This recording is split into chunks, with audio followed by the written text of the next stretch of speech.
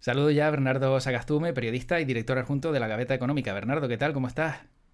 Muy buenos días, José Luis, ¿cómo estás? Bien. Encantado de estar aquí y bueno, en los nuevos espacios que nos proporciona la tecnología, veo que te mueves aquí como pez en el agua, ¿no? Te has dado cuenta, ¿no? Un señor mayor que hace metido en estas historias, ¿no? Bueno, como no tengo pelo, nadie sabe la edad que tengo, ¿no? Pero bueno, hay que estar, ¿no, Bernardo? Hay que estar. Hay que estar, hay que estar, hay que estar. Yo mismo, ante esta requisitoria periodística, me abrí una cuenta en Twitch ayer, así que ahí estoy. No sé todavía qué haremos, pero ahí estoy. Bueno, ya te he visto que sigues el canal, o sea que es algo también que te tengo que agradecer y bueno, yo creo que son formatos que ahora mismo, aunque en un primer momento estaban dedicados sobre todo a gamer, ya se están abriendo otros canales y creo, por lo que he podido observar en el tiempo que llevo con este espacio, que es el único programa que habla de Canarias, desde Canarias, pues en un canal como este, con lo cual también pioneros, pero necesario también abrir huecos, ¿no? En el mundo de las nuevas tecnologías para otros espectros. Sí, señor, de ti hablarán los libros de historia, ¿eh? No creo yo, ¿eh? No creo yo. Vamos a ver, en esas facultades de periodismo, cuando digan, a ver, ¿cuál fue el primero de Canarias que estuvo en Twitch haciendo? Bueno, ahí está, José Luis, pero bueno, si es que en el futuro siguen existiendo las facultades de periodismo, que esa es Sí, otra, ¿no? esa es Porque otra. la verdad es que no solo las facultades de periodismo, sino en general la educación universitaria está sufriendo cambios muy profundos en estos tiempos, así que todo cambia en estos tiempos convulsos pero apasionantes que nos ha tocado vivir. Sin duda. Oye, Bernardo, estaba... Espera que estaba viendo una cosita por aquí que se me había escapado. Y la voy a quitar ya. Es que se me ve por un lado, se me ve por el otro y claro, hay veces que no me doy cuenta de que tengo muchos detalles que tener en cuenta en este bicho y que ahora sí ya, está todo en orden. Decía Bernardo que esta mañana entraba en Twitter y me veía como tendencia apocalipsis. Pero lo más curioso es que leía algunos de los comentarios y decía, no sé por qué no me sorprende. O sea, ya parece que todo lo que está ocurriendo empezamos a normalizarlo después de una pandemia, una guerra. Desde tu punto de vista, ¿la cosa puede ir a peor o estamos todavía en un punto de retorno? Bueno, hace unos meses creíamos que estos meses que estamos viviendo ahora serían los de la recuperación, la vuelta a la normalidad. Bueno, pero sobre todo porque lo estábamos viendo desde la óptica de lo sufrido en los 2 últimos años a raíz de la crisis sanitaria, ¿no? Derivada de esta pandemia que se transformó también en crisis económica. Pero la sorpresa te espera a la vuelta de la esquina y ahora estamos con la invasión de Ucrania por parte de Rusia que ha trastocado esos planes. La recuperación que se esperaba que se produjera durante este año. Es cierto que el año pasado hubo alguna recuperación económica, como lo refleja el crecimiento del PIB, pero por supuesto no estamos, desde luego, ni por asomo en los números anteriores a los de la pandemia, ¿no? Es decir, producimos menos y somos, en consecuencia, más pobres, ¿no?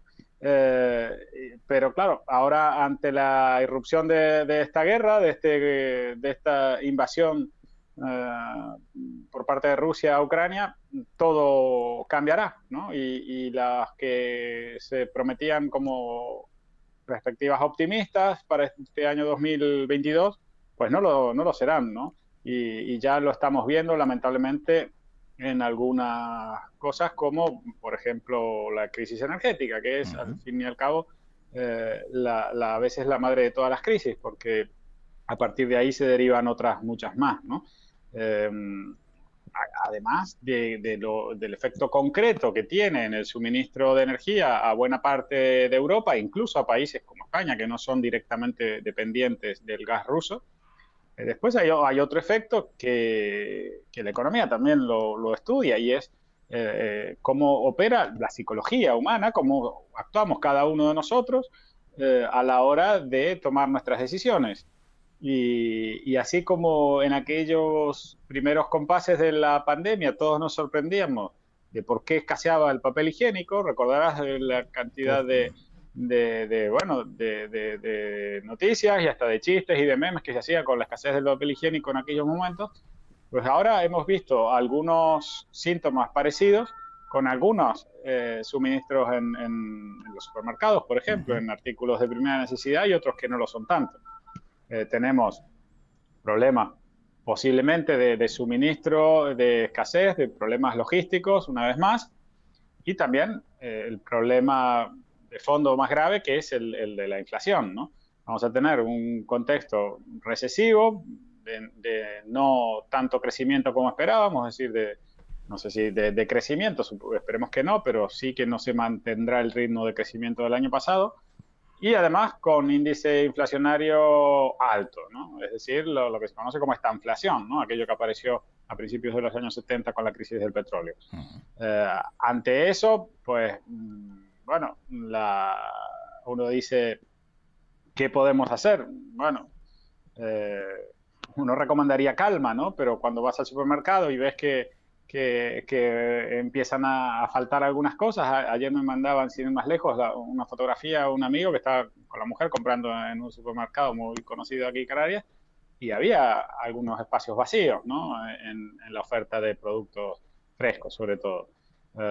Y después otro fenómeno que lamentablemente, como bien sabe José Luis, mi origen es argentino, sí. Aunque hace muchos años que vivo aquí, he vivido episodios de inflación y hasta de hiperinflación en Argentina.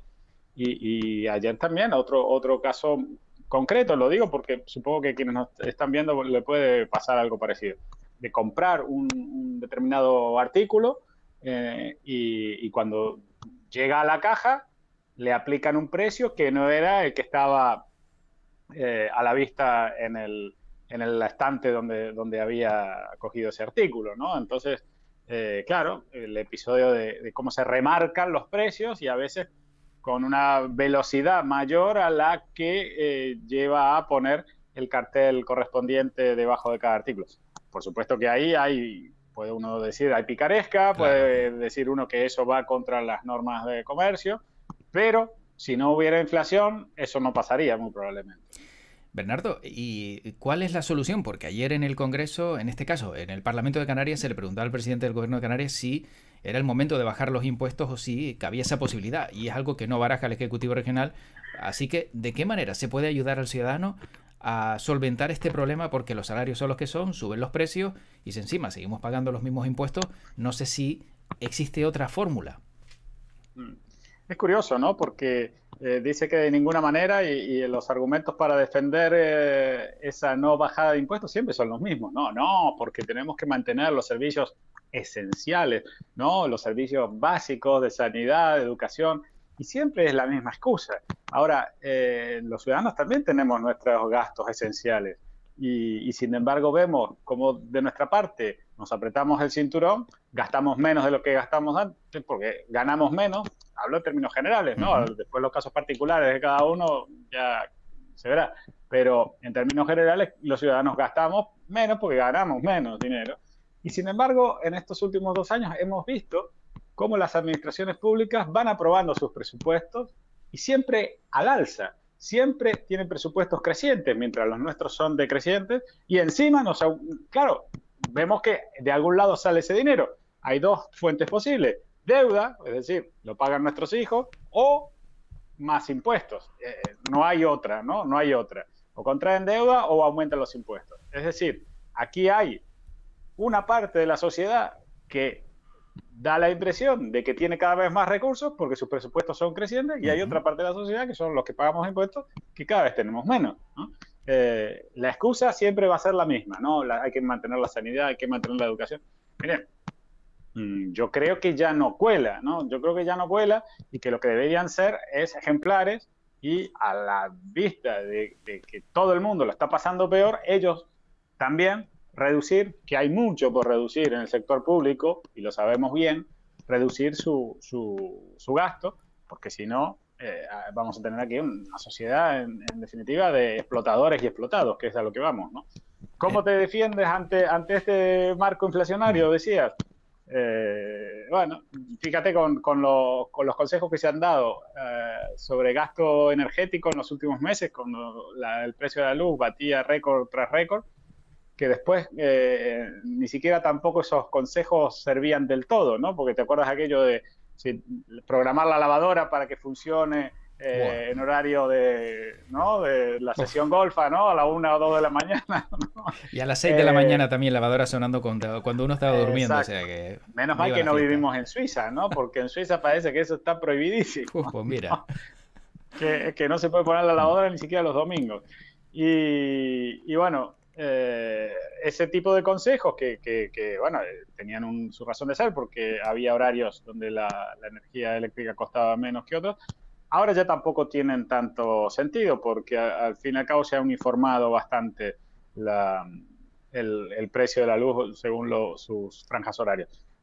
Sí, los especialistas en este caso recomiendan ver cuáles son las ofertas que hay de los proveedores. Sabemos que, aunque es un mercado altísimamente regulado, en el mercado minorista sí hay cierta libertad y puede uno cambiar, por decirlo de algún modo, de manera similar a la que sí estamos acostumbrados a hacerlo con los de los proveedores de teléfono y de internet, ¿no? Que en eso sí creo que estamos más acostumbrados a saltar de una compañía a la otra. Bueno, en cuestión de energía eléctrica también se puede hacer y aquí, dado que no nos patrocina nadie, que yo sepa, ni yo tampoco, no vamos a recomendar ninguna.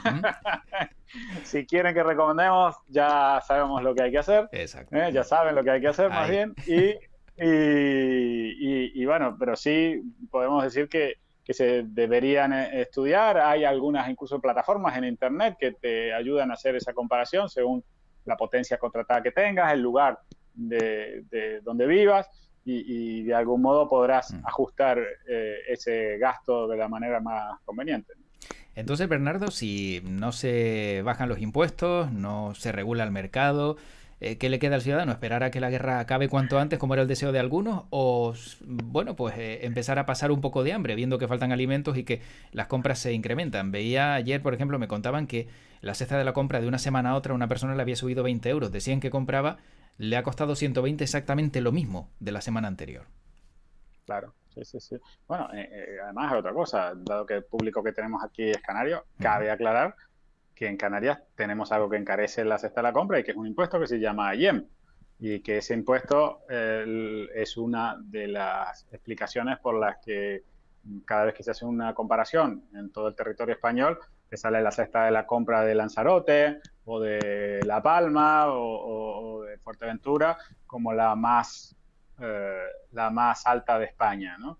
Es un impuesto que, claro, como siempre se miden las políticas a partir de las intenciones y no de los resultados, la intención era proteger al productor local, ¿no? Aquello que siempre les gusta decir a los políticos, que son muy permeables a todos los lobbies, ¿no? Cualquiera que sean, ¿no? En este caso, dicen, bueno, vamos a proteger, por hablar de alimentos que no se producen en Canarias para no quedar mal con nadie, a la naranja local, ¿no? Bueno, hay una producción mínima de naranja, pero no somos Valencia en ese sentido, ¿no? A la naranja local. Entonces, ¿qué pasa? Bueno, los que vengan de fuera tendrán que pagar, ¿no? Y al final, la naranja local tiene una producción muy limitada, muy acotada, que sirve a lo mejor para cubrir las necesidades de una isla y poco más, y resultado, todos los demás tenemos que pagar todo más caro por culpa de que se está protegiendo a uno, ¿no? A uno que, claro, que tiene la influencia necesaria en el poder.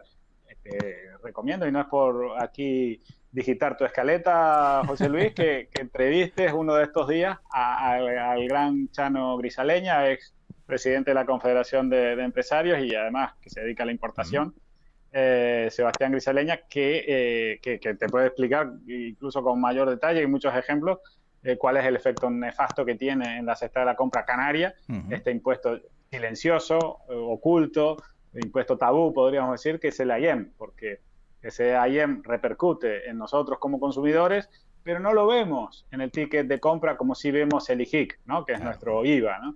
El IJIC sí lo vemos y sabemos que lo estamos pagando, ¿no? Es uno más de tantos impuestos que pagamos. En cambio, el IEM, como se cobra de otra manera, aunque aparece después representado de alguna manera en el precio final, no lo vemos en el ticket de compra, ¿no? Fíjate, que tengo por aquí bolígrafo, Bernardo, para apuntarlo, que yo también soy de la vieja escuela y apunto las cosas todavía en papel, aunque tenga también por aquí, para las notas, llamar a A Sebastián Grisaleñe que lo explique.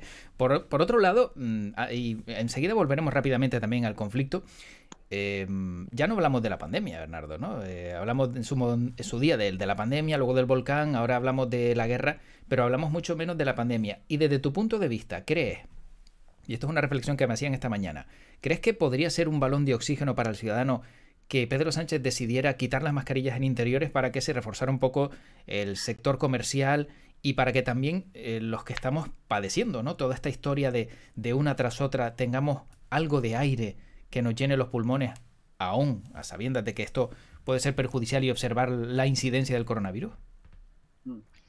Bueno, como ni tú ni yo somos epidemiólogos, ¿no? Pero sí nos informamos de cómo son las cosas aquí, cómo son las cosas en otros lugares, y sobre todo no solo nos informamos, sino que tenemos memoria, ¿no? Y como tenemos memoria, recordamos que nos pasamos el año entero, 2020, diciendo, bueno, este padecimiento será hasta que se descubra y hasta que se aplique una vacuna, ¿no? Bueno, pues esas vacunas han llegado, esas vacunas se han aplicado y sin embargo da la impresión de que pese a eso quieren algunos, ¿no?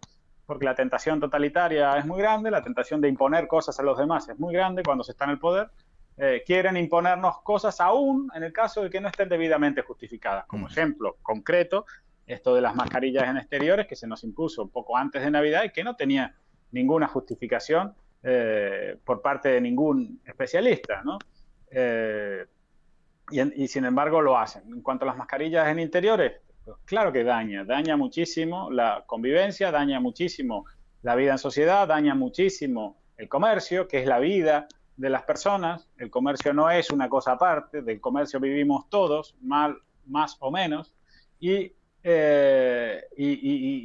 si miramos lo que se ha hecho en otros lugares, pues tendremos ejemplos de sitios donde no han estado peor que en España y sin embargo, o han estado incluso mejor que en España y sin embargo no han impuesto esto de las mascarillas con tanta, digamos, con tanto rigor. Pensemos en Dinamarca. Dinamarca nunca ha tenido mascarillas en los colegios. Los niños daneses han ido al colegio durante todo este periodo sin ponerse mascarilla. Y el lunes, si no me equivoco, Francia ya las retira también en interiores, el lunes 14. Francia, que había adoptado medidas draconianas, mucho peores que las de España a finales del año pasado, y además medidas realmente que atentaban contra la libertad individual.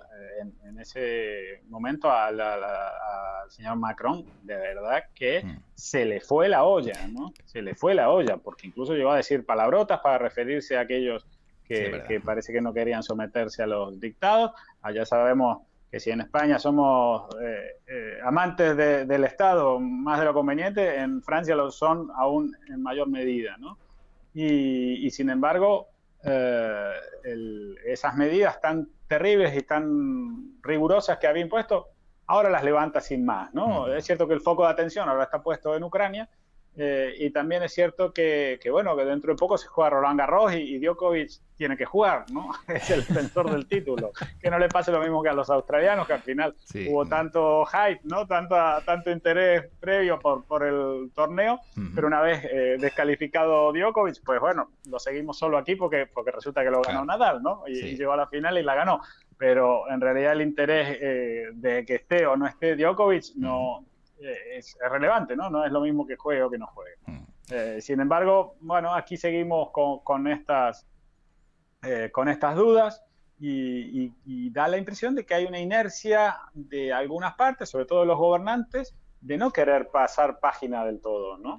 Y pese a tener un índice de vacunación altísimo en España, muy, muy alto, nos transmiten una sensación de inseguridad y de que no estamos realmente preparados para esto, cuando yo creo que habría que pasar página, como digo. Los números están en claro descenso, sobre todo las hospitalizaciones, los casos graves, y en cuanto a Canarias, bueno, tenemos una circunstancia especial en contagios en los últimos días, pero bueno, hay quien dice que se debe a la forma de medir esto, ¿no? Y que se están tomando más en cuenta que antes los test que cada uno se hace en su casa. Bueno, Bernardo, ya para acabar también y de manera breve, Ucrania, decía antes, ¿no? Rusia, Ucrania, ¿crees que esto va a ir a peor? Ahora Polonia le da a Estados Unidos aviones para que se los dé a Ucrania o se los da directamente. Esto puede suponer para Rusia, pues, un atentado más y que la situación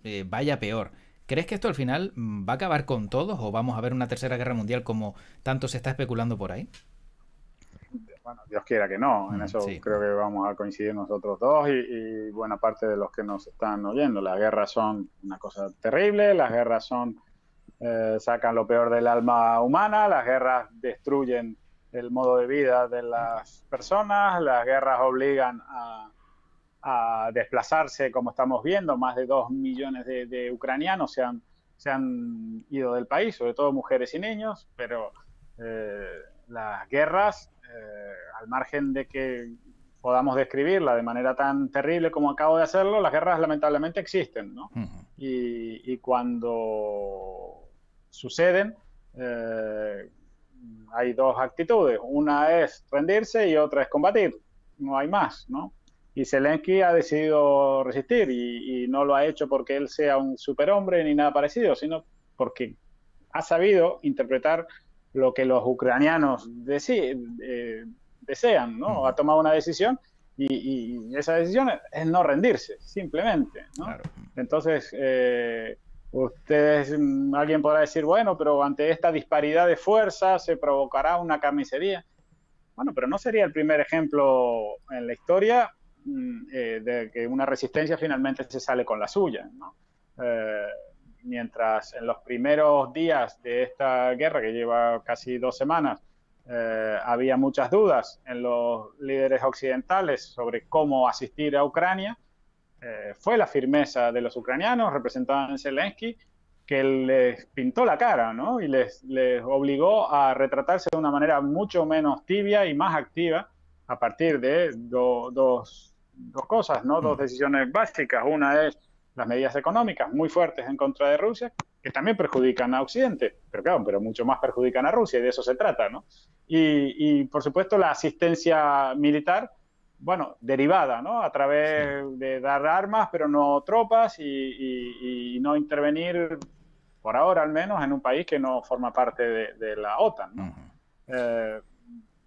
Hay que pensar también que, no sé, cuando España fue invadida por las tropas de Napoleón, ¿no? Y quién iba a decir que en ese momento Francia tuviera que retirarse unos años después de España, cuando el imperio francés era mucho más poderoso militarmente en ese momento, cuando las tropas de Napoleón sembraban el terror en toda Europa. Y sin embargo, eso ocurrió, ¿no? Entonces, en este caso de Ucrania, el coste en vidas humanas puede ser terrible y puede ser una guerra tan atroz como la que vivimos en los Balcanes, pero los ucranianos no quieren darse por vencidos. Y me parece que eso es una condición moral destacable frente a una acción absolutamente injusta como es la de Putin, ¿no? Hay alguien que se resiste a una invasión justificada en motivos falsos, ¿no? Y que yo creo que moralmente no nos queda otra que estar con ellos y ayudar en lo que sea posible, ¿no? Pues ojalá, como decías, no lleguemos a ese punto de que la cosa vaya peor y bueno, todo vaya solucionándose y mejorando, porque si no, nos va a costar mucho salir de esta. Bueno, Bernardo, para acabar y ya en un tono más sosegado y también para salirnos un poco de tanto drama. Hoy es el Día Mundial de la Tortilla de Papas y también hay un gran debate, y tú lo sabes, Bernardo, si la tortilla de papas tiene que, exacto, ir con cebolla o sin cebolla. No sé cuál te gusta más. Yo no soy de Galdar, pero soy cebollero. Con cebolla, yo creo que cebolla. Sí. Por supuesto que hay gente que la hace muy bien sin llevar cebolla, ¿no? Pero yo soy partidario de la cebolla. Incluso, a ver, hay que reconocer algo. Canarias no es un lugar donde se coma tortilla bien en todos los bares, ¿no? Sí, vamos sí. A veces te vas a Madrid, en el peor bar hay una buena tortilla. Aquí no es el caso, ¿no? Pero incluso soy partidario de esas tortillas a veces un poco raras que te encuentras en Madrid, que te dicen, bueno, ahí tenemos esta con chorizo, y esta con jamón, no sé qué, tienen variedad. Bueno, y si tiene cebolla, mejor, ¿no? Pues No pruébala. hagamos paralelismos con la pizza con o sin piña, No, que no, ahí no, ya no. no me vas. No, No, no, no, ni no. tampoco me vas a encontrar a mí, eso sí que no tiene sentido, eso sí que no lo encuentro. Pero la tortilla te recomendaría, en vez de un día ponerle cebolla, ponle ajo picado, muy picado, muy picado, Ajá. chiquitito, o sea, casi transparente para que veas, si te gusta el ajo, claro. Y así No, no, ahuyentas a claro los que sí, vampiros. claro que sí. Sí, Y sí, esa es sí, otra. sí. ¿Esto es un espacio culinario de ahora hasta el También, final o...? Porque también. puedo hacer recomendaciones también. Tú sabes que a mí se me suele ir un poco la cabeza y voy preguntando de todo, o sea que sabes que también es mi carácter, ¿no, Bernardo? Que hay veces Está muy que se me bien. va la cabeza. Oye, para acabar, veo que tienes detrás un cojín con la B. ¿Es de Boca Junior? Eh, no, me lo han regalado, es mi nombre, me llamo Vale, Bernardo y ¿qué le vale. voy a hacer, no? Boca Juniors difícil porque yo soy de Estudiantes de La Ya Plata sabía yo, y ya sabía yo. casualmente uno de los últimos títulos se lo ganamos a Ajá. Boca Juniors en una vibrante final, Mm. así que no, no. No tiene nada que ver. Ahora por culpa mía quizá mires el cojín de manera diferente, ¿verdad? Sí, sí, sí, sí, sí, sí, sí. Mira, creo que sale al revés la imagen de la B, si no me equivoco, ¿no? Bueno, yo la veo bien, yo la veo tal Ah, cual, la ves al exacto. Sí, derecho. sí, sí, Vale, sí, la vale, veo vale, bien. Sí, vale. sí. O Vale, sea vale, vale. que Será, sale la será vez de mi efecto Bernardo. espejo. Ah. Bernardo Sagastume, periodista y director adjunto de la Gaveta Económica, gracias por este ratito. Por cierto, en la Gaveta Económica, ¿cuándo lo volvemos a ver? Bueno, ¿Cuándo como sale otra vez? siempre, el público de la provincia tinerfeña la tiene en los kioscos con el diario de avisos el último domingo de cada mes, Vale. dentro de, bueno, un poco más de 2 semanas. Y el público de la provincia de Las Palmas con Canarias 7 el último lunes de cada mes. En este caso, de la provincia oriental, al módico precio de 1,50, que es el precio de portada de Canarias 7, se lleva además la Gaveta Económica, que es un proyecto heroico de nuestro común amigo Antonio Salazar, Sí. y del que tengo el gusto de ser parte, y que, bueno, ofrece una visión absolutamente distinta a la que estamos acostumbrados a ver en los medios impresos. Sin duda. Sin duda, muy recomendable, las cosas como son. Bernardo, cuídate mucho y volveremos a hablar. Supongo que cómodo y bien agradecido, ¿no? En este espacio. La verdad que uno se Sí, siente sí, bien, ¿no? encantado. Encantado, encantado, y voy a prodigarme más a través de este canal. Muy bien. Bernardo, cuídate mucho y gracias por todos esos conocimientos y por este ratito de charla. Un abrazo, un placer. Hasta la Hasta próxima. luego.